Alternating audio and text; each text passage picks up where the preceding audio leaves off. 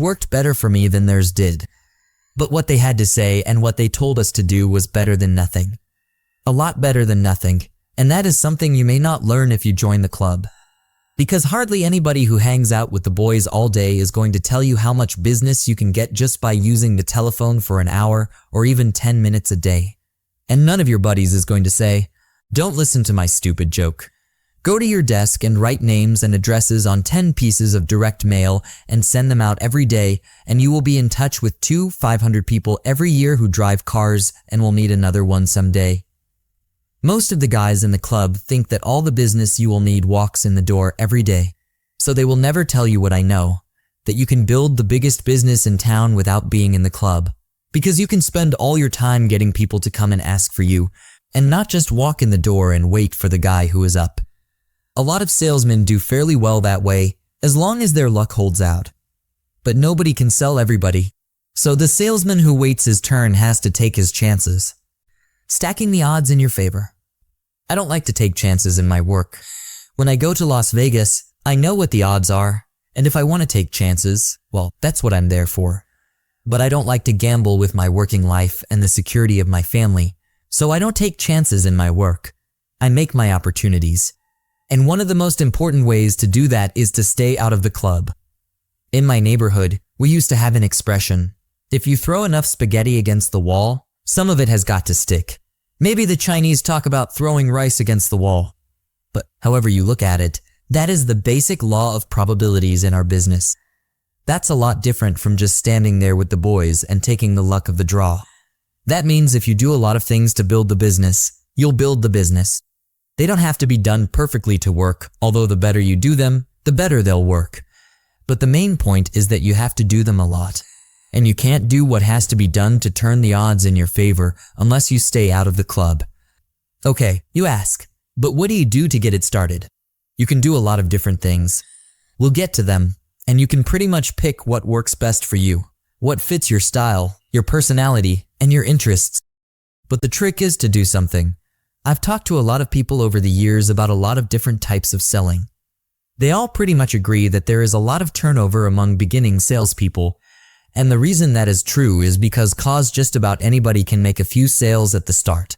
Whether it is cars or insurance or anything else, everybody can buy one himself, sell one to his father-in-law, and sell another one to his best friend.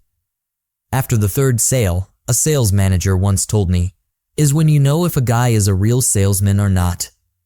What do you do after you have sold those easy ones, the people who buy because they want to help you? That is the big question, and that's what we turn to now. Don't join the club. Instead, use all your time to make opportunities. Chapter 7. What do you do after you sell your Uncle Harry? I didn't have an Uncle Harry or a mother-in-law who could afford to buy a car because I needed to sell one. And as I have already made pretty clear, I sure needed to sell one. But I had that Coca-Cola guy, thank you wherever you are. And then I had that prospect list I told you about. 4 pages from the Detroit phone book, 2 white, 2 yellow, and there was a telephone on my desk. I was new and green and didn't know that the only way to sell was to stand around matching quarters and stories until it was my turn up to take a shot at somebody walking through the front door. I had promised I would not take floor time from the other salesmen, and mostly I kept my promise, and I worked my list. You don't believe I worked a list made out of pages from the phone book? Well, I've got news for you. I did it. And I'll bet you anything that if I had to, I could do it today and make a good living. It is easy to argue that cold contact calls guarantee a lot of useless work. That's true. You get a lot of no answers, some out of service numbers, a few people who don't understand you, and some who don't speak English. But if you work it right, you get some action. And if you have a few dead minutes or an unfilled hour, you can afford the hard physical labor of making half a dozen phone calls to get nothing, and maybe just one that gives you a live lead. All that effort may turn out to be a little more valuable than scratching your nose or listening to a bad joke. There are a lot of more productive ways to get leads than cold telephone calls. But if you have nothing better to do, this kind of call is worth a try. We will get to the ways to develop a system for getting leads, prospects, and customers soon enough. But right now I want to prove to you that even this least productive way of getting business cold calls from the phone book is better than doing nothing. So pick up the phone, Even if you don't have a good list of prospects, if you are located in a suburban area that has a separate phone book or a separate section for your part of town, that's better, of course. But it isn't necessary. Remember, I did it with pages torn out of the book at random. If I had to do it that way today, I'd thumb through for a few minutes, looking at street addresses or names that sounded right, and then I'd pick up the phone. How to sell on the phone. Let's say I hit 10 duds in a row. Don't answer. No speak English. Mommy went shopping. Now I'm calling during the daytime, so I don't want to call too early. It's late morning. But suppose I get nothing at all on my first 10 calls. What has it cost me? 3 or 4 minutes. Okay, now a woman answers the phone. Hello, Mrs. Kowalski. This is Joe Girard at Merrill's Chevrolet. I just wanted to let you know that the car you ordered is ready, I tell her. Now remember, this is a cold call, and all I know for sure from the phone book is the party's name, address, and phone number. This Mrs. Kowalski doesn't know what I'm talking about. I'm afraid you have the wrong number. We haven't ordered a new car, she tells me. Are you sure? I ask. Pretty sure. My husband would have told me, she says. Just a minute, I say. Is this the home of Clarence J. Kowalski? No, my husband's name is Stephen. I write it down, though of course, I know it because it says so right there in the phone book. Gee, Mrs. Kowalski, I'm very sorry to have disturbed you at this hour of the day. I'm sure you're very busy. Maybe she says it's no trouble at all or wants to tell me that she just got back from the supermarket. Whatever it is, I don't let her hang up yet.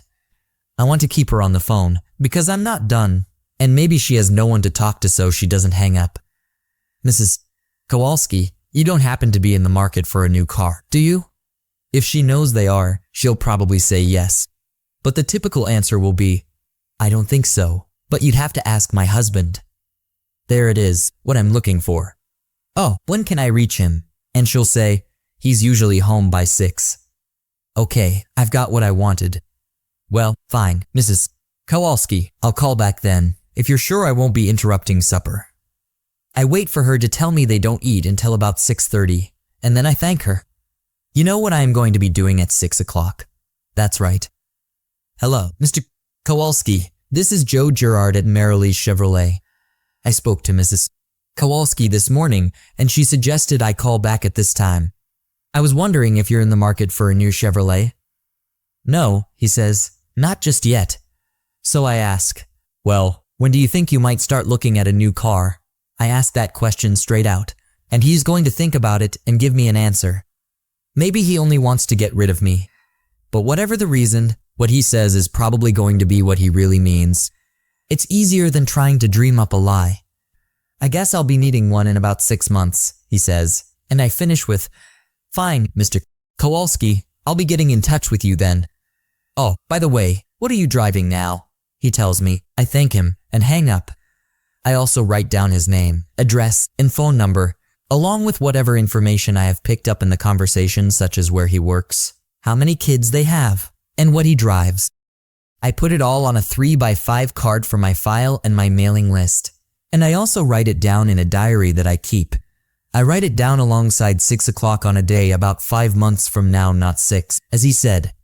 When that date comes up, you better believe I will call him up and do everything I can to get him in to buy that car he told me he is going to need then. This is priceless information I developed from a 2-minute telephone conversation. Selling is an espionage game. If you want to sell something to someone, you should find out all you can about that person that pertains to your business. If you're selling typewriters to businesses, you could find out from the company receptionist how many typewriters they have, how old they are, how often they are in need of repair, what kind they are, does the company own or leases them, is the company growing, will they be hiring new secretaries, who the decision maker is. No matter what you sell, if you'll spend some time each day filling the seats on the Ferris wheel, you will soon have a line of people waiting to be sold. Making your own prospect lists.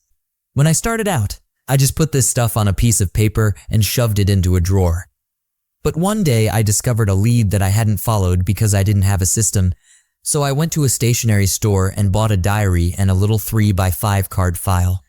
That was the beginning of my intelligence system. I transferred everything on all those scraps of paper into my record system, And I had the start of a mailing list and a telephone callback system. If you don't have anything like that, you had better get one, because you can't possibly keep all the leads you can develop in your head or on the backs of envelopes in your pocket. Not if you are doing a proper job of prospecting. I just described a cold call that got me a good lead and eventually a sale. That happened not just once, but many times. I can't count how many times. And chances are I've sold a lot of people named Kowalski.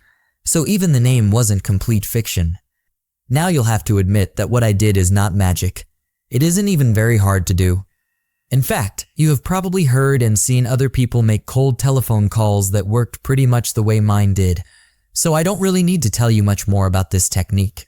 But we all have to be reminded to do these obvious, easy things instead of hanging out with the boys. As I have said, I don't particularly enjoy the buddy-buddy bull sessions in the showroom. I find them a waste of valuable selling time. And besides, I can always think of something else more important to do than hang around doing nothing. I like the money I make, and I like the thrill of closing a deal. In fact, you might say I am a selling junkie. I love the kick of getting a sale. But it soon wears off, so I have to do it again and again and again. I get bad withdrawal symptoms if I don't sell cars every day, a lot of them. So sometimes I sell as many cars in a week as other guys sell in a month. If they're satisfied with that kind of performance, that's their business. But I'm not, and I do something, a lot of things, about it. Let's face this fact. If somebody can sell 5 cars a week just by hanging around and taking his turns at the door, he knows how to sell. But if he can do that, think of what he can do if he can build 5 times as much traffic coming in just to see him. If he is just as effective in closing this extra business, his earnings will zoom, even if he only gets the same percentage of sales as he got before. So what you do after you sell your Uncle Harry is build up the flow and get all the seats filled on the Ferris wheel. There are plenty of ways to do that. Cold calling is one.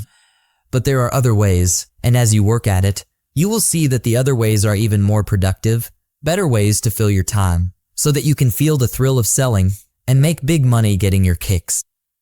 After the easy ones, there are many Kowalskis if you keep searching. Chapter 8. Fill the seats on the Ferris wheel. In an earlier chapter, I said that good selling is like planting and harvesting in a country where things grow all year round. Planting and harvesting all year long. Another way to think of it is in terms of the Ferris wheel that I just mentioned. If you have ever seen a Ferris wheel, you know how it works. One at a time, the guy in charge fills the seats.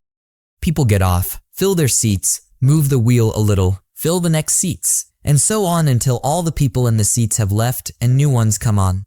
Then the wheel turns a while and he stops it and does that emptying and filling again. Good selling is like that too. Only the wheel is always moving just a little bit so that some people, the ones you have just sold, can get off for a while, and others, the ones you are just starting to work on, can get on. By the time they have come full circle, they are ready to be sold, give up their seats, and be replaced for a while. I say for a while because nobody buys a car forever. People buy one for 2 or 3 or maybe 5 years, and then they are ready for another one, whether they know it or not. But if you keep proper records and files and diaries, you know it, maybe even before they do. In my example in the last chapter, I put Steve Kowalski in a seat on the Ferris wheel. In a way, I have him locked in that seat. I know what he drives, so I know he probably will want to trade. I know something about the age of his car, so I'll know a little about how much money he will need to have or borrow to buy a new one. I know where he lives and maybe where he works, so I have an idea of how good a credit risk he is and where he is likely to go for borrowing.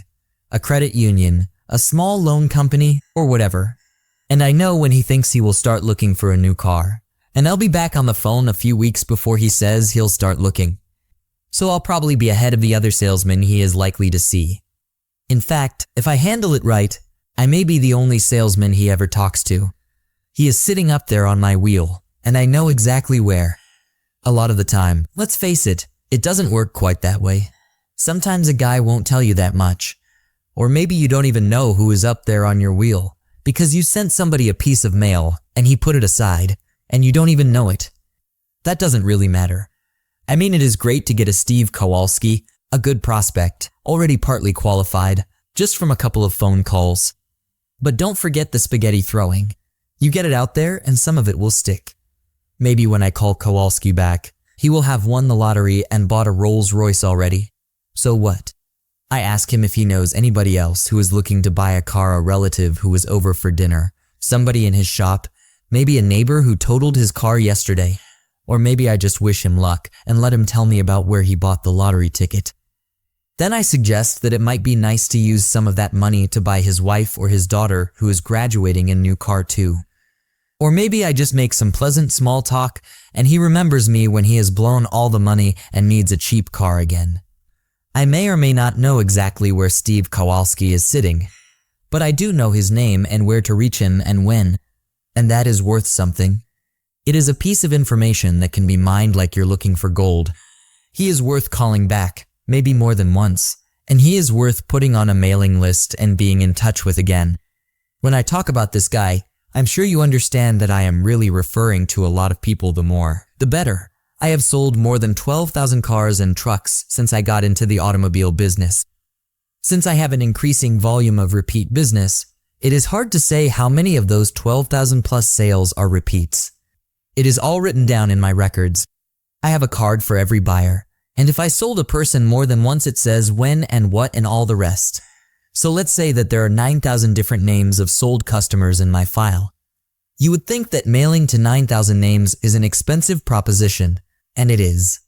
After all, if I mail them all first class, it costs plenty for postage alone these days. But my mailing list is bigger than that, because it also includes names of people I have not sold yet, so it costs me a lot to keep those records and do the mailings. The dealer pays a good part of the cost, but I pay plenty too. But it's worth it, every penny of the cost of maintaining the list and keeping it up to date, to say nothing of the mailings themselves. If you had a list like that, you would understand its value. That many names of solid prospects is the most valuable thing a salesman can have. Maybe you won't be able to put together anywhere near that many names. It doesn't matter, because however big your prospect list is, it is a list of people you have already qualified in some way.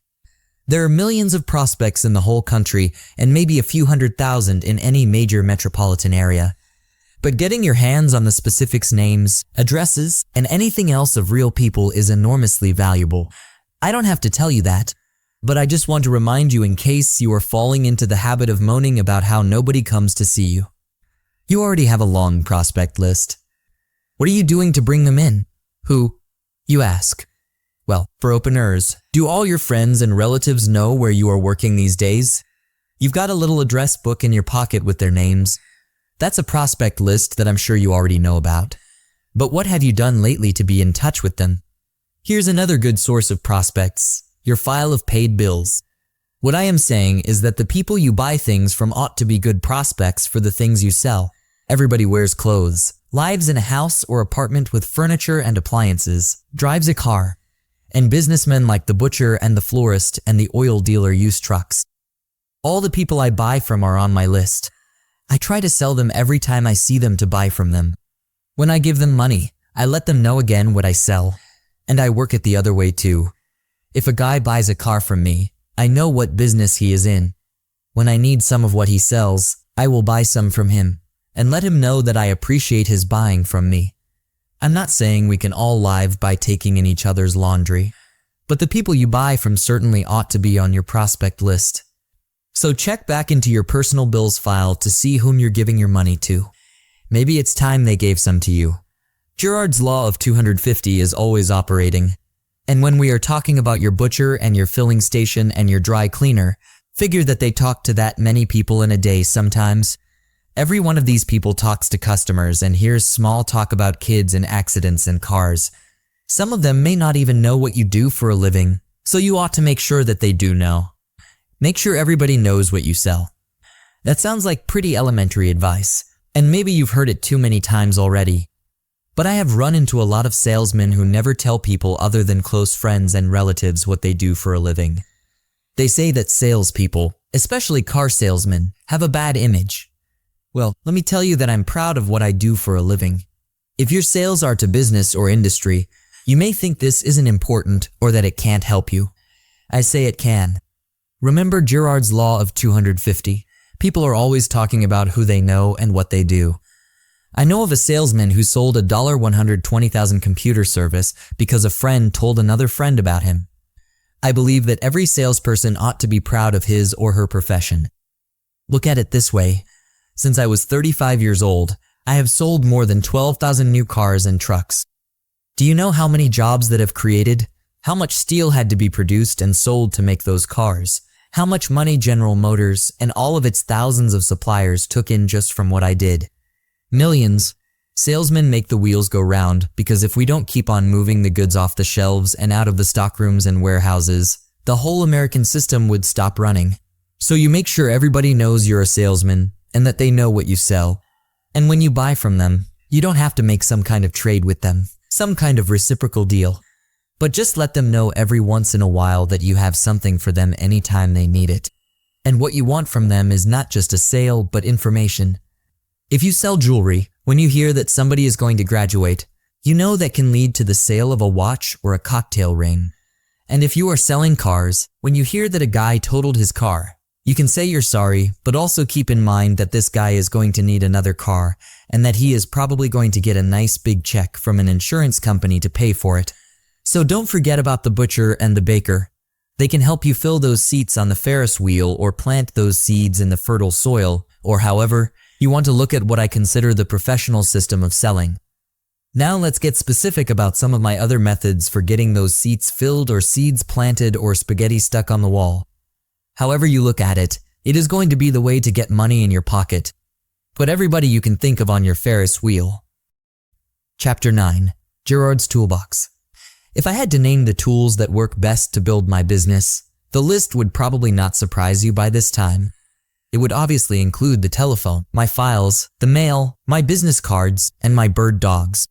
I've already told you how the phone can be used profitably with cold calls. If you never did anything else but that, you could build yourself a good business, as I demonstrated. And I've said something about the way I keep my records. I use a diary to remind me when to call back long-term prospects, whether I get them from cold calls or from any other method. But let's face it, satisfied customers are the best bet for future sales. That's why I guard my card file of customers practically with my life.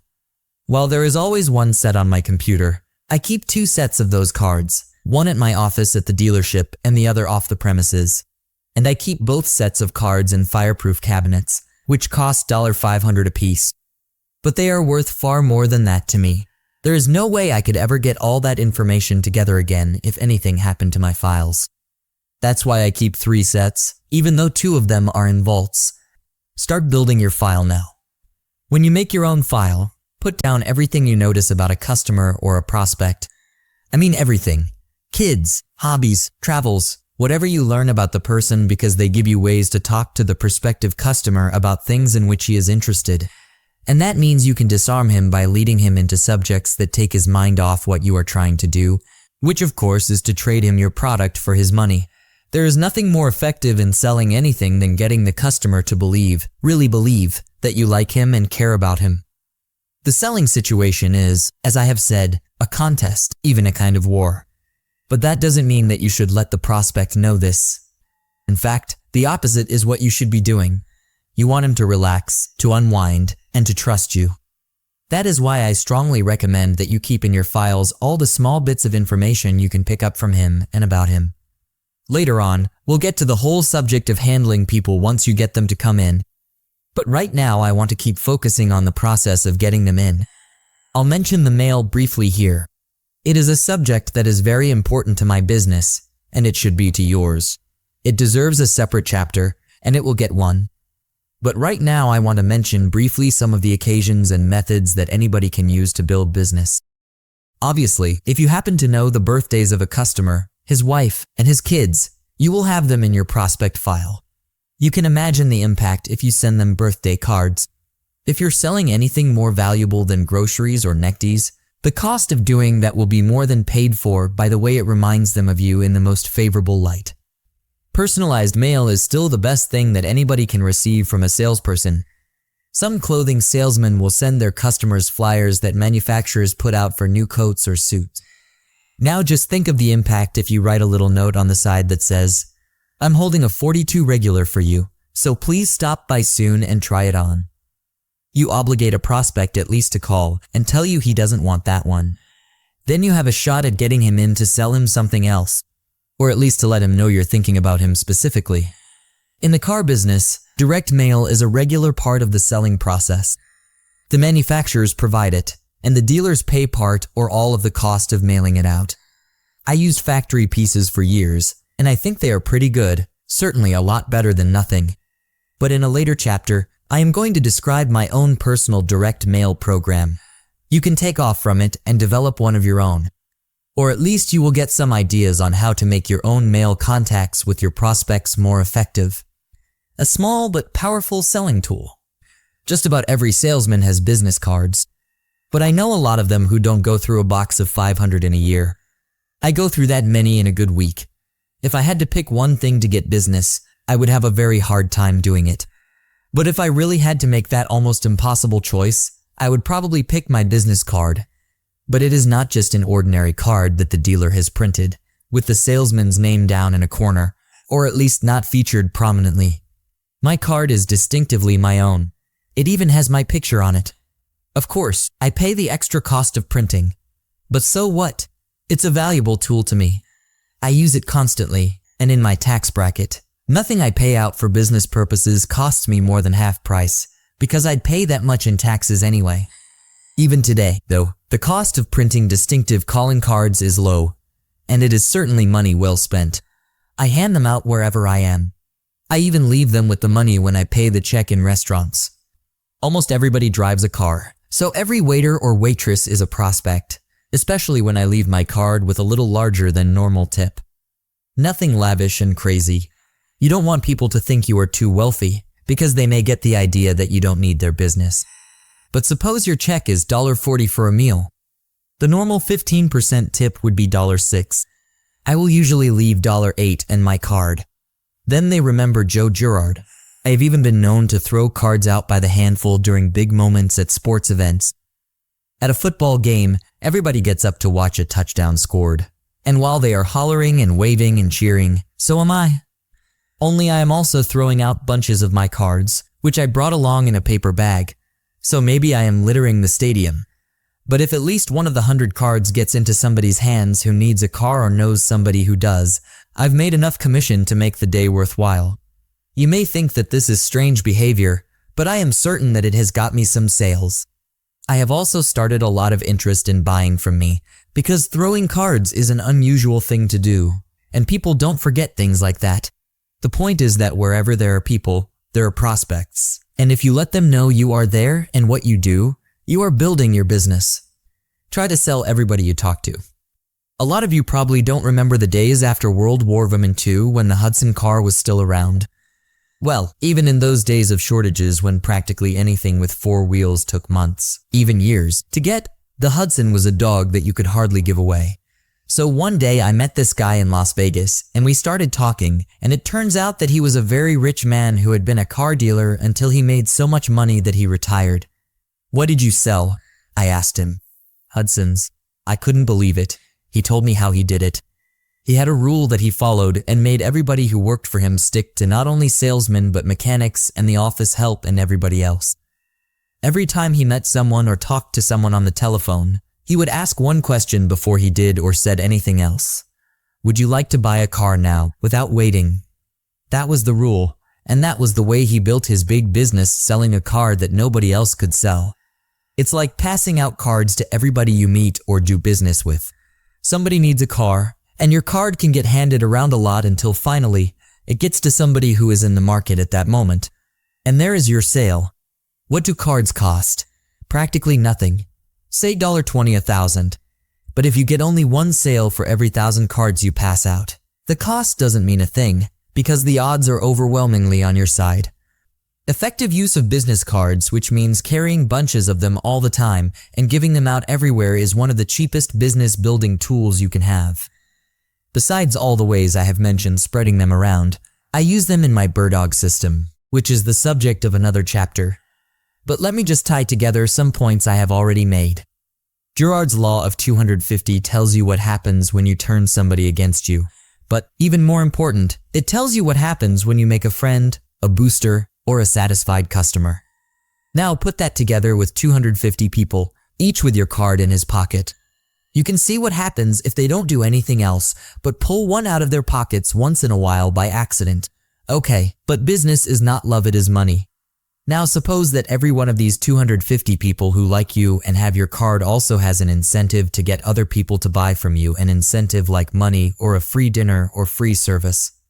That is basically what I mean when I talk about bird dogs.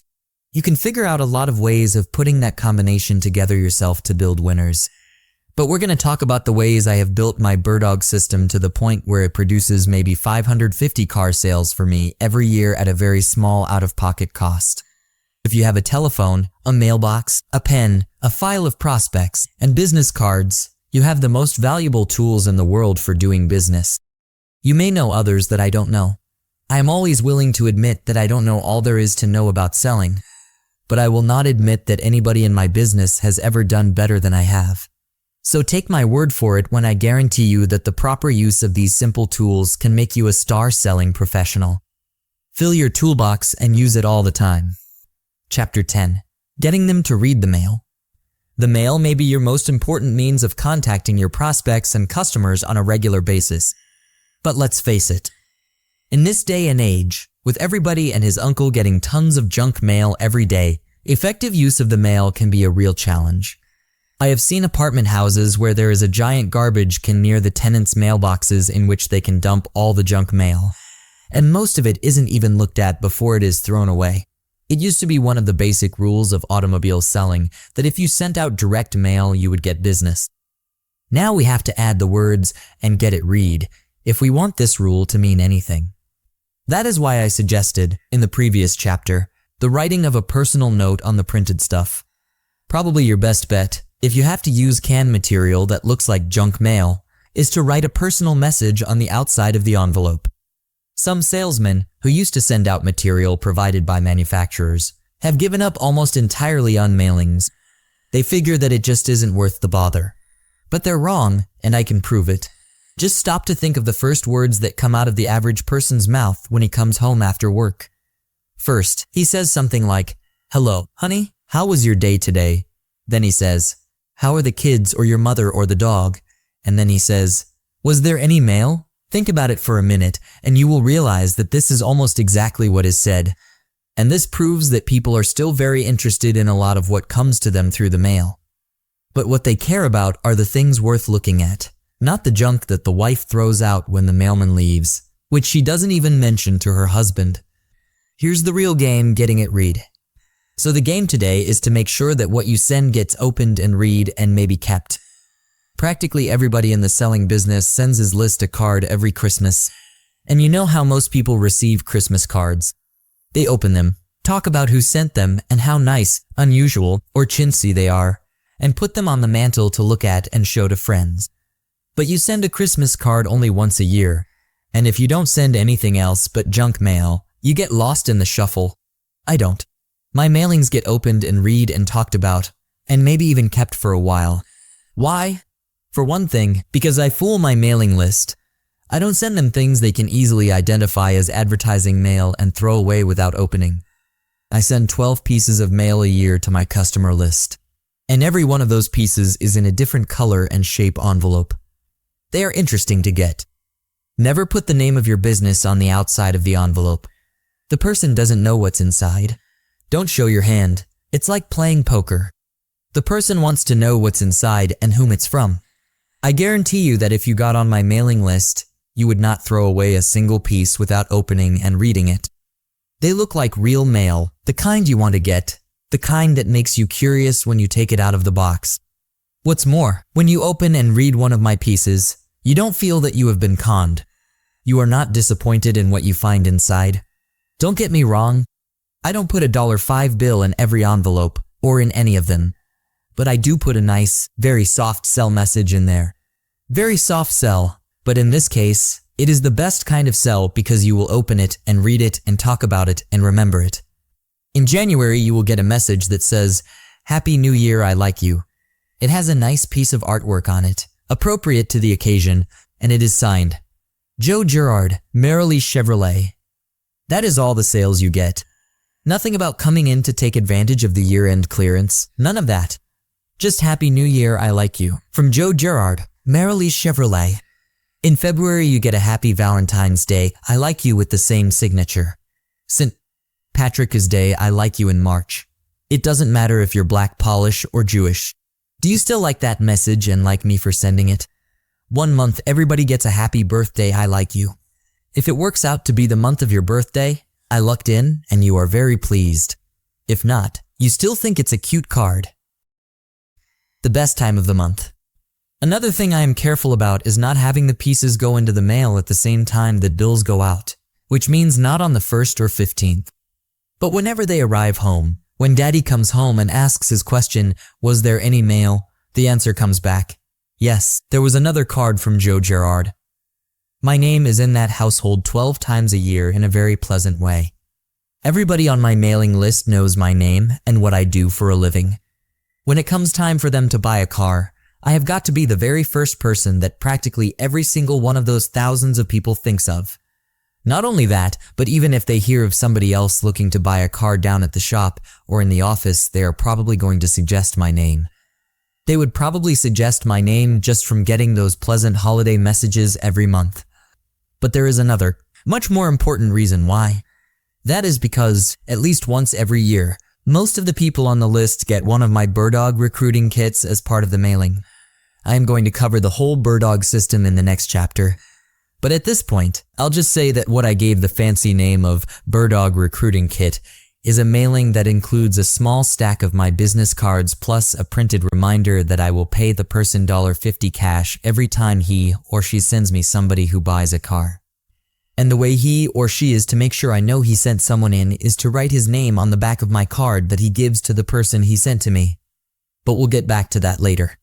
Right now, I want to emphasize again that mail is still a very effective way to reach prospects. But with the flood of junk mail filling the pipes, you have to make sure your pieces are getting through. I don't mean whether or not they are being delivered. I mean whether they are getting through the flood of junk, being opened and read, so that your name is spoken and remembered. I imagine that when you just read what I said about my mailings, you probably thought, sure, it's fine for a big operator like Girard to talk about designing special envelopes and mailing pieces. He can afford it. That's true, I can afford it. But you can't afford to do something that will be as effective, in its way, as my stuff is. I mean, if you were going to send out the routine stuff with third-class postage, your stuff will look like the other junk that gets thrown away. I'm not saying that nobody reads any of that stuff, but the odds are way down. Of course, if your employer pays the whole bill and lets you address the people who receive it, it may be worth something. Your name will be on it through a rubber stamp or a sticker. And that's not too bad. I don't want to knock it too much, but it is a pretty weak way to go about reaching your prospects by mail. If you have a list of prime people worth reaching at all, the extra money you and your employer spend to be sure they notice and read your stuff has got to be worth the money. If nothing else, use plain envelopes and first-class postage, even if all you are doing is sending out routine factory-produced pieces. At least people will stop and open them and maybe see your name before they throw them in the rubbish can. That is better than nothing, a lot better, in some cases. And maybe it is all that your volume and your kind of business can support. If they bought before, they're your best prospects now. But the top people on your list, the ones who have bought from you before and are satisfied with the relationship, will more than pay for the extra effort and money it takes to attract their attention. Maybe you sell appliances and radios and TVs. Say you have a list of people you have sold a couple of $1,000s worth of stuff to in the last 5 years. Not just walk-ins who bought a CD player, but people you sold a whole kitchen to or a $600 TV set or $700 worth of stereo equipment for their children. Of course, you have a list of those people. They gave you a lot of money. Now I know that refrigerators and stoves are bought a lot less often than cars. But there are a lot of related products that keep coming out that those people probably will be buying from somebody. DVD players, TVs, computers, all kinds of things like that. Those people will come back to you if you keep reminding them that you exist, in a nice way.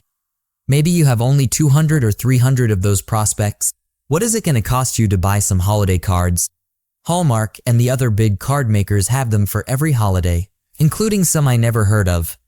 a nice rubber stamp or sticker with your name and the name of the place where you sell and where you're in business. You can hand address a list of prime prospects like that. If nothing else, you can send them cards at gift giving times, happy graduation, that sort of thing.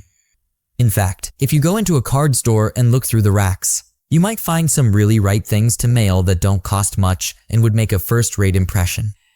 It may not be too subtle if you're in the appliance, jewelry, clothing, or travel business to send out a few cards at gift-giving times. But you don't want to be too subtle.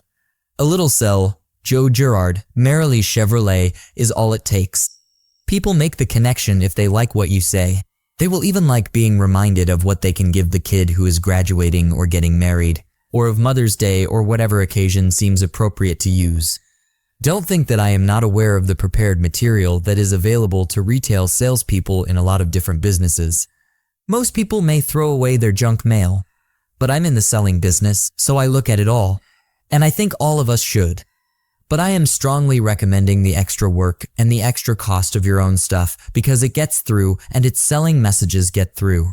And when you have somebody who remembers you and likes you because of what they get in the mail from you, you have made the best possible investment of your time and your money. Some of you may be saying, that's great for a car salesman or a real estate salesman, but I sell to purchasing agents and they are a different breed of cattle. I still say the mail is a very effective tool if used right to get your name in front of a prospect before your competition does. A salesman I know works for a new company in the energy management field. Because the company is small, they cannot afford expensive advertising. This salesman sent out 50 creative pieces of mail, which resulted in a $30,000 sale. Now that's not a bad return on the investment. The dealership where I work was sending out mail long before I started working there. I just found a better way to do it.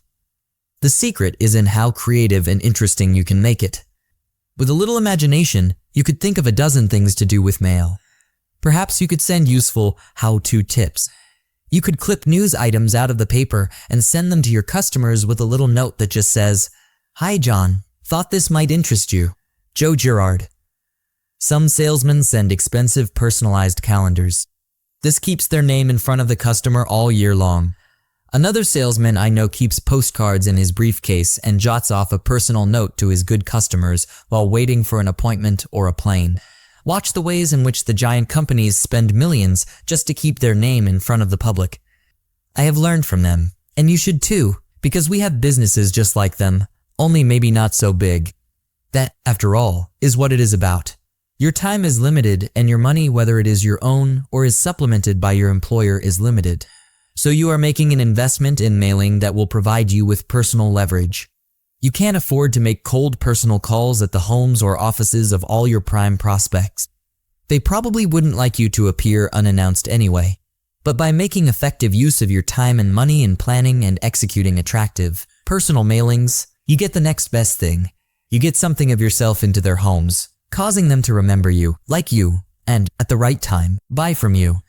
That is the kind of high-quality, personal investment leverage we should try for all the time in the selling profession.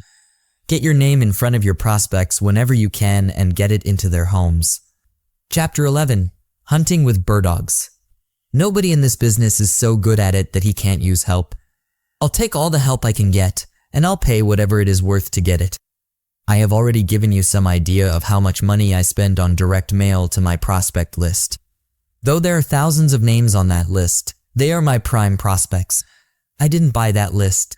I don't depend on what some commercial mail order list company thinks are my prospects. I built my own list, name by name. It was a gradual process, so I could always afford what it cost to reach those people. Because the mailings helped to bring them back. And that has earned me more than enough to continue using this method to build business. But, as I said before, it is an investment. That means that I have to pay my share of the mailing costs up front before the fruits from the mailings are harvested. But, as I pointed out, I get something else besides valuable goodwill from my mailings. I recruit new bird dogs, and I remind the others that I am still here, ready to pay for sales. Maybe you don't use the term bird dogs, but whatever you call them, they are people who send other people to me to buy cars. And I pay them for those sales $1.50 a piece, but not until they are sold. So the money I pay to Birdogs, about $28,000 a year, is not an investment. It does not go out up front. It is a cost of sales. But in my tax bracket, and in the bracket of anybody who really devotes himself to being a professional salesman, the $1.50 I pay out for a sale already in the hand costs me only $1.25 because the other would have gone to the government as income tax. There are a lot of dealers who pay half of the money due to the bird dog. My dealer does not pay anything to me or to any other salesman. I pay the entire $1.50, $1.25 from me and $1.25 from Uncle Sam. I have a very strict rule about paying bird dogs. I pay them. I don't stall them. I don't try to do them out of the money on some technicality. I pay them. Suppose a person sends in somebody with my card and forgets to write his name on the back, and the customer does not mention that somebody sent him. After the sale, I'll probably get a call from the person asking, "How come you didn't send me the money when you sold Sterling Jones that Impala?" And I tell him, "I'm sorry. Your name wasn't on the card and Jones didn't say anything to me. So come on by this afternoon and pick up the money. It's waiting for you. But next time put your name on the card so I can get the money to you quicker." Keep your promise, they'll love you for it. The point is that when you have told people you will pay them for a sale, you have made them a promise. You have given them your word. If you stiff them, you become a liar and a cheat. Try that on 250 people and see what happens.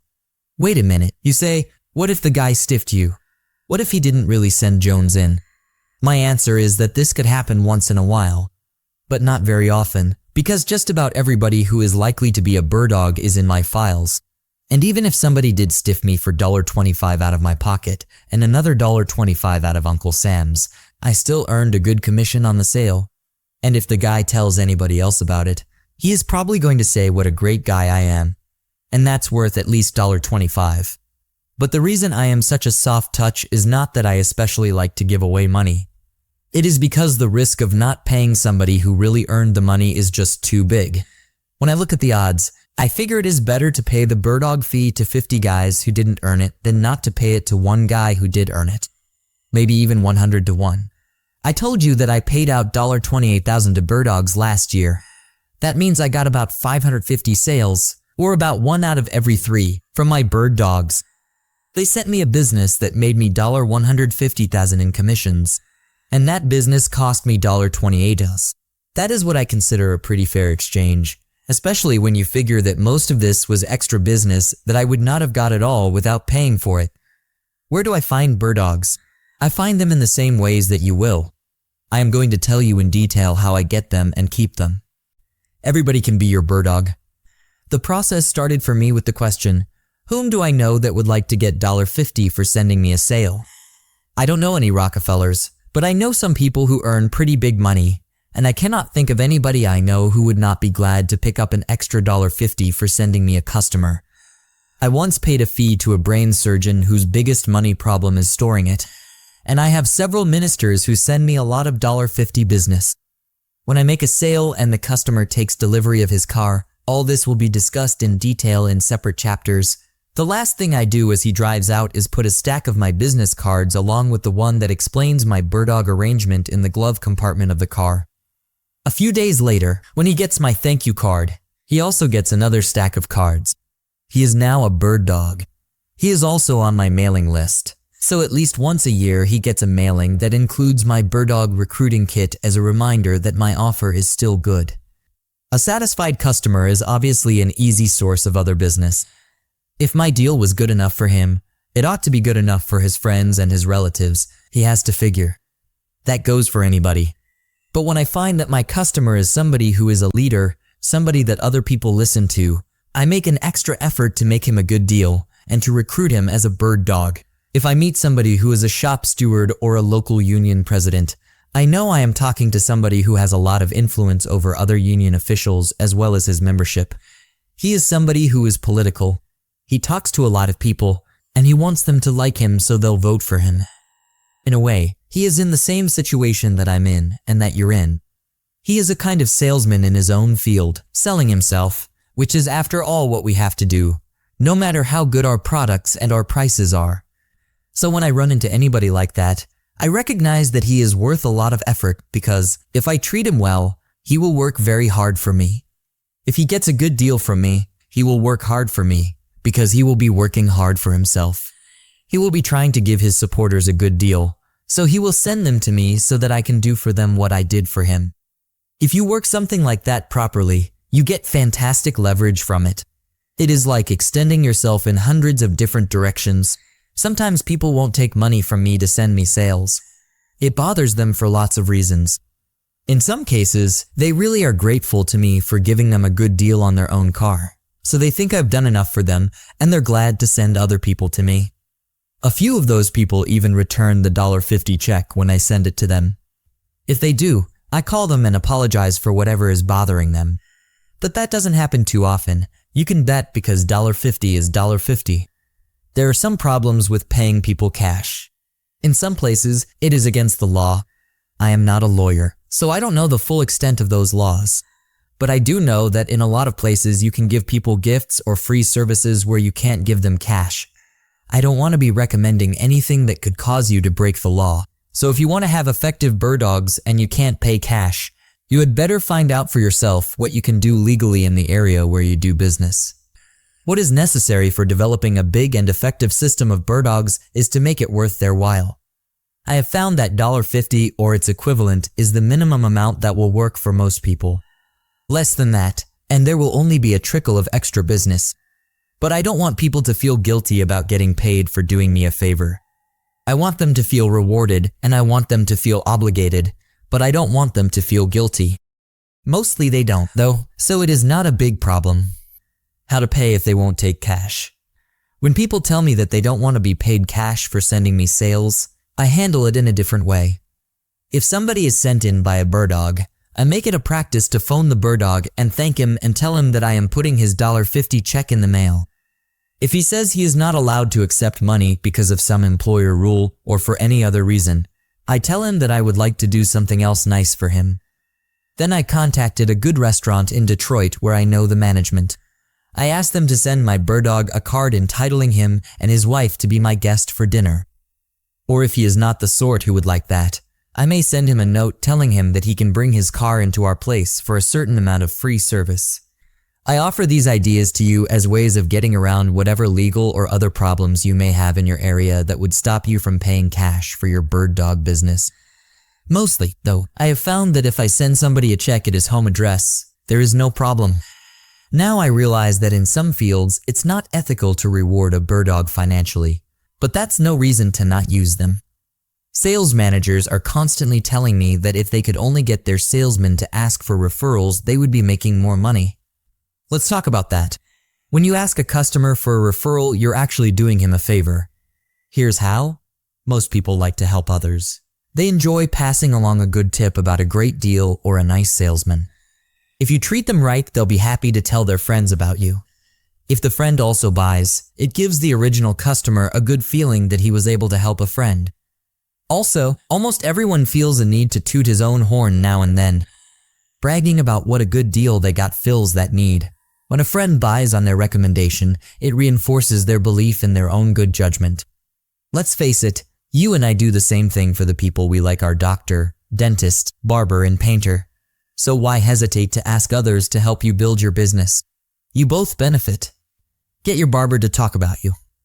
One of my favorite sources of bird dogs is barbers. They do a lot of talking to their customers too much, some people think. Anyway, I try to get a haircut at a different barbershop in my area every time I need one. Thus, I can circulate among a lot of barbers, recruit them, and bolster their interest. The way I usually begin with a barber is to bring him a small sign that I have prepared for me by a local commercial art studio. It is an easel card, and it says, "Ask me about the best car deal in town." I offer that sign to the barber, explain my $50 payment, and leave him a stack of my cards. Notice that the sign does not mention Chevrolet. In fact, I tell the barber to ask other customers who are salesmen of other makes of cars if they will make the same $50 payments that I offer. I tell him to get their cards too. That way, when somebody notices the sign and asks him about it, he can ask them what kind of car they want. If they say a Buick, he has a card from the Buick salesman, or Volkswagen or Ford or whatever. I have put him into a business that will make him a lot of extra money if he works it, and I get my share, or more than my share, of that business. As I said, I have done that with many barbers.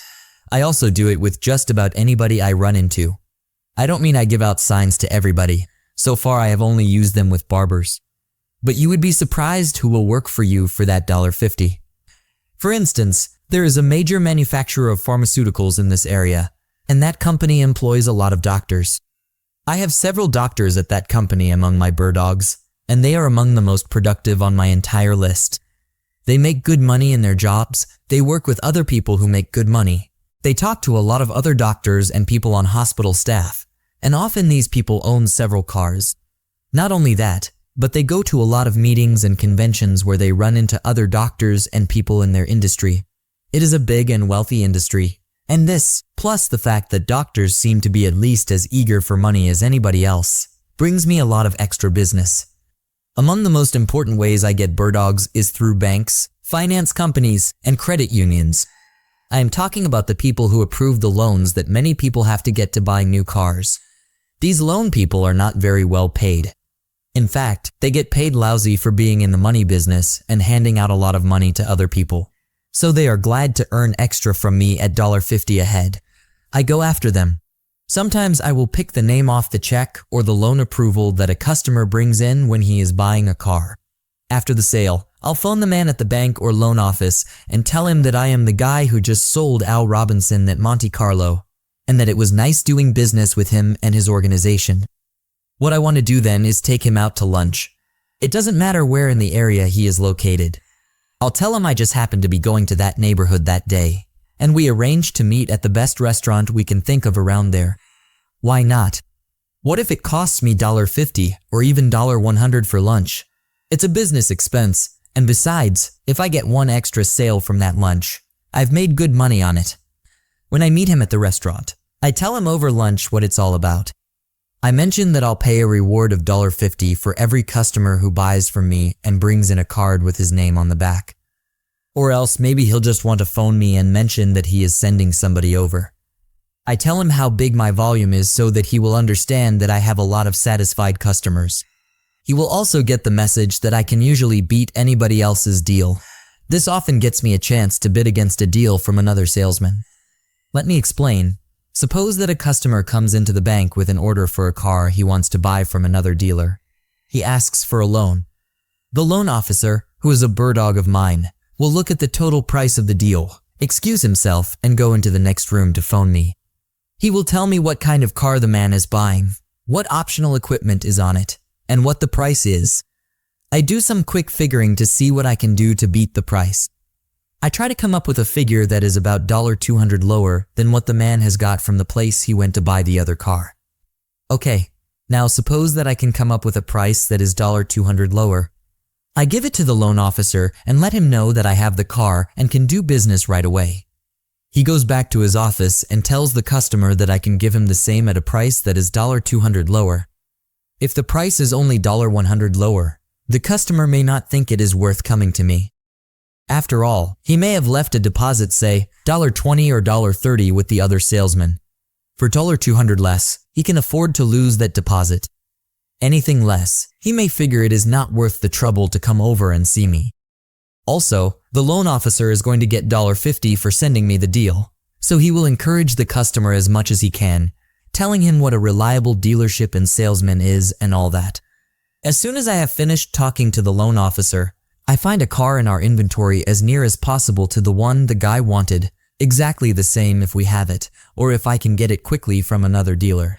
I have the shop wash it and get it ready for delivery. I know that when the customer comes in, he's going to have his credit approved for the amount he needs to own the car. What I have done by making that loan officer a bird dog is to put him in a position where he can send me a business I could not possibly have got in any other way. He got me a sale that was already sold by another salesman. He helped his loan customer by saving him money, he earned $50 for himself, and he got me a sale I had no way of getting.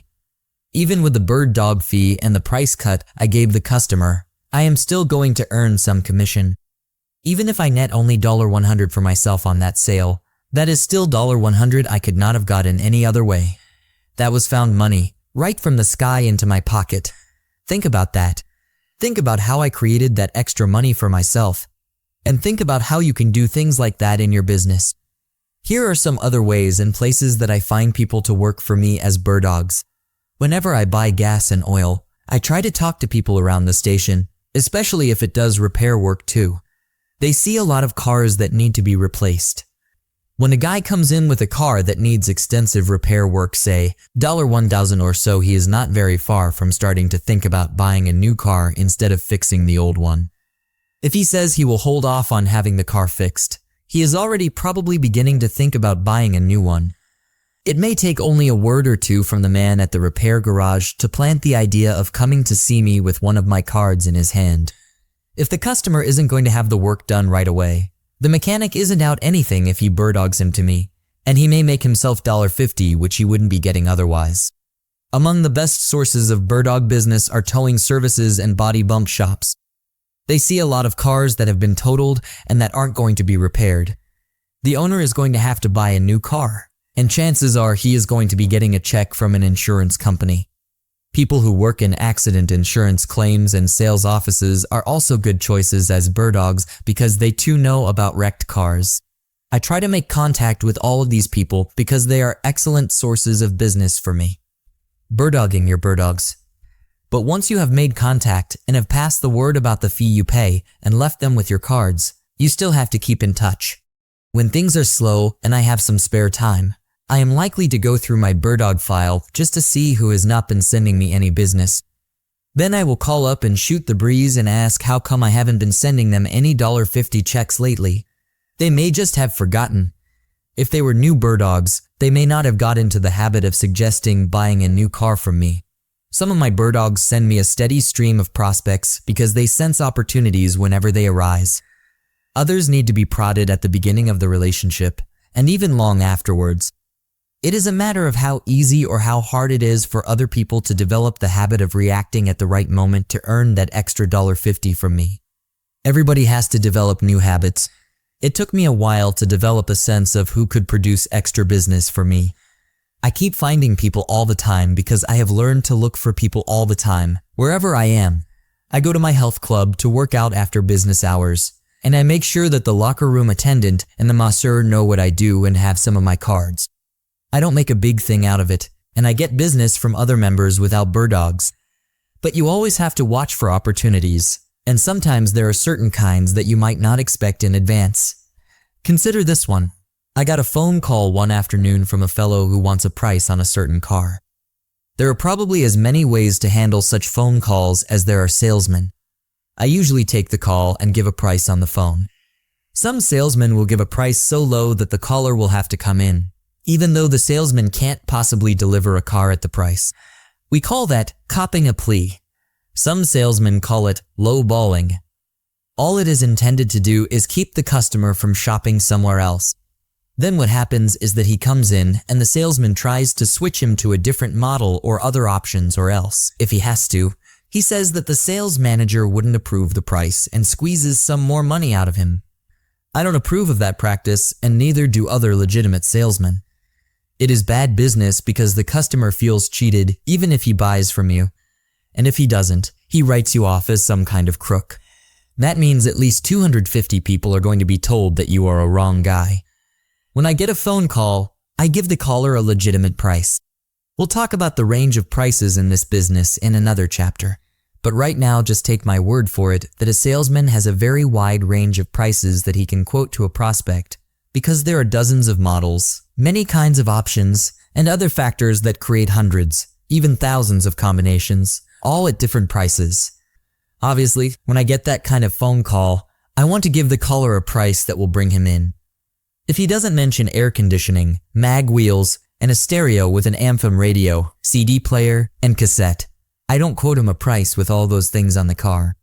I don't even want to talk to him about extras, because I want to quote a price that is low yet legitimate for a car I actually can deliver. I also want to talk to the man long enough to find out if he has been shopping around, and also to learn what he does for a living, so I will know if arranging credit for him will be easy or hard. I also want to know how much it would be worth to me and to my dealer to sell this customer, even at a very low profit margin, even at a loss. A freebie that works for you. That's right. I may be willing to give up all of my commission on a sale and even reimburse my dealer if it looks like the prospect is worth selling at less than cost. Let's consider this caller. He tells me exactly what he wants on his car. I find out that he has shopped at other dealers, and he gives me the lowest price he has been quoted. It turns out that he has a price that I can beat only by losing money out of my pocket. I have an arrangement with my dealer to the effect that if somebody is really important for us to sell at a loss, I can do it if I get permission first, and then make up out of my own pocket anything less than the dealer cost that I want to sell the car for. Now, that is not a situation I want to be in very often. I like to make money as well as friends when I sell cars. But sometimes a customer can be so important that he is worth the loss to me, and the dealer is willing to let a car go for no immediate profit to him. At least he gets his money out of it and reduces his inventory. But he also has to see a reason for no profit right away. In a typical case, and there are not too many of them, the caller turned out to be a unit chairman of his union in a big Chevrolet parts plant. That meant that he had a lot of influence over a lot of people who own cars and mostly buy Chevrolets for a lot of obvious reasons, including the fact that sometimes cars of one manufacturer are not treated well in the parking lots of factories where cars of other manufacturers are made. That is not nice, but it is how it is sometimes in this business. So this fellow calls up with this very low price already in hand. I tell him what a good price he has, and he knows it. Then I tell him to hold on, and I check with the manager about quoting a price at a loss. I get the okay, and I give the customer a price of $50 below dealer cost. When he hears the price, he knows I have beaten every other deal, because he knows the numbers and may know I am going to lose on the deal. So he comes in and, assuming that I can't sell him on any extras that might raise the price and especially the profit margin a little, he gets delivery on the car at the price I quoted, and I have to give the dealer $50 of my money. What happens now? I have developed, at a cost of $50, not counting the commission I didn't earn on the sale, a bird dog who will brag about the deal he got and tout me and my dealer all over his union, his plant, and his neighborhood. He'll talk about me to the boys in his bowling league, at the marina where he keeps his boat, and everywhere else he goes. Of course, when he left with his new car, he also got a stack of my business cards and a pitch about how I pay $50 for every sale he sends me. But even without that, he would send me and the dealership a lot of business, enough to more than make up for the money we lost on him. Since many people tend to brag about how cheap they buy their cars, those who hear him probably won't expect to buy as cheap as he did. And let me assure you that none of them will. My dealer is entitled to a fair profit, and I am entitled to a fair commission. We are not in business to give away merchandise, but sometimes that's the very best way to build volume and profit. If I get only one regular sale from that customer, I have more than made back the loss from selling him, and so has my dealer. But I may see a dozen or more people come in as a result of that $1.50 seed that I planted. And remember that the $50 is a business expense that I charge off when I figure my taxes, so it costs me $25 out of pocket. A lot of times you will be approached by police, sheriffs, and firemen to buy tickets to their social functions. Even the mailmen have them in some places. I am sure that you have the sense not to turn down people like that for a lot of reasons, especially if you are in business.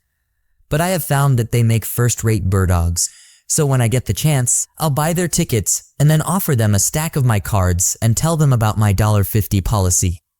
The same works for fraternal organizations.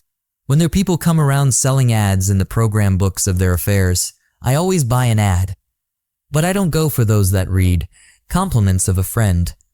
Mine always say something like "Best wishes from Joe Girard, Merrily Chevrolet."